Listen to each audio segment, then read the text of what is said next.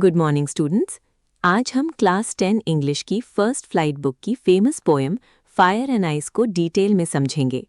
इस पोएम को famous American poet Robert Frost ने लिखा है। ये पोएम बहुत छोटी है लेकिन इसका मीनिंग बहुत डीप है। इस पोएम में पोएट दुनिया के एंड के बारे में बात करते हैं।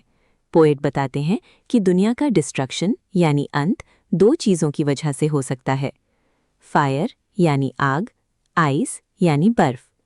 लेकिन यहाँ फायर और आइस सिर्फ रियल फायर और रियल आइस नहीं है, ये ह्यूमन इमोशंस को रिप्रेजेंट करते हैं।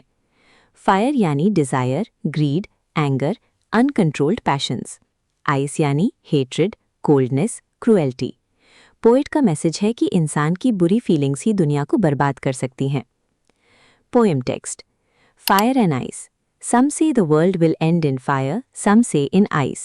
From what I've tasted of desire, I hold with those who favor fire. But if it had to perish twice, I think I know enough of hate to say that for destruction ice is also great and would suffice. First stanza. Lines. Some say the world will end in fire, some say in ice. From what I've tasted of desire, I hold with those who favor fire. Explanation English. इस stanza में poet दुनिया के destruction के बारे में बात करते हैं। कुछ लोग मानते हैं कि दुनिया का एंड फायर से होगा और कुछ लोग मानते हैं कि आइस से होगा। लेकिन पोएट अपने पर्सनल एक्सपीरियंस के बेसिस पर कहते हैं कि वो फायर वाले आइडिया से अग्री करते हैं। यहाँ फायर का एक्चुअल मीनिंग सिर्फ आग नहीं है, ये सिंबलाइज करता है desire, greed, anger, uncontrolled passions. Poet कहते हैं कि इंसान की डेंजरस डिज़ायर्स दुनिया को डिस्ट्रॉय कर सकती हैं। जब लोग ग्रीड और सेल्फिशनेस में आ जाते हैं तब वॉर्स, वायलेंस और डिस्ट्रक्शन होता है। इंपॉर्टेंट पॉइंट, फायर यानी human desires and greed. Second stanza. Lines. But if it had to perish twice, I think I know enough of hate to say that for destruction ice is also great and would suffice. Explanation English. इस stanza में poet दूसरी possibility के बारे में बात करते हैं। Poet कहते हैं कि अगर दुनिया को दूसरी बार डिस्ट्रॉय होना पड़े तो आइस भी डिस्ट्रक्शन का रीजन बन सकती है। यहाँ आइस सिंबलाइज करता है hatred, cruelty, coldness, lack of emotions. Poet कहते हैं कि हेट्रेड भी बहुत डेंजरस इमोशन है। हेट इंसान को इनसेंसिटिव और वायलेंट बना देता है।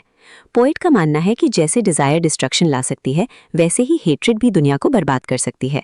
इंपॉर्टेंट पॉइंट, आइस यानी हेट्रेड और क्रुएल्टी।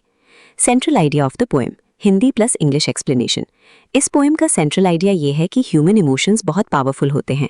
पोएट कहते हैं डिज़ायर यानी फायर भी डेंजरस है, हेट्रेड यानी आइस भी डेंजरस है। अगर इंसान अपनी नेगेटिव फीलिंग्स को कंट्रोल नहीं करेगा तो सोसाइटी और दुनिया दोनों डिस्ट्रक्शन की तरफ जा सकते हैं। पोएम हमें मॉरल लेसन देती है। Moral lesson, control your desires, avoid hatred, live peacefully, humanity is important. Short summary, fire and ice एक शॉर्ट बट मीनिंगफुल पोएम है। पोएट बताते हैं कि दुनिया का एंड फायर या आइस दोनों से हो सकता है। फायर सिंबलाइज करता है डिज़ायर्स को, आइस सिंबलाइज करता है हेट्रेड को। पोएट के अकॉर्डिंग दोनों इमोशंस डेंजरस हैं और डिस्ट्रक्शन का रीजन बन सकते हैं। अगर आपको वीडियो इन्फॉर्मेटिव लगी हो और आपको अच्छे से समझ में आ गई हो तो वीडियो को एक लाइक ज़रूर करना और हमारे चैनल को सब्सक्राइब करना ना भूलना, क्योंकि हमारे चैनल पर मिलते हैं क्लास 9th और 10th के हर सब्जेक्ट की एक्सप्लेनेशन और रैपिड रिविजन और बहुत ही सिंपल इंग्लिश में। तो हमारा चैनल के साथ जुड़ने के लिए चैनल को सब्सक्राइब ज़रूर करें। Thanks for watching.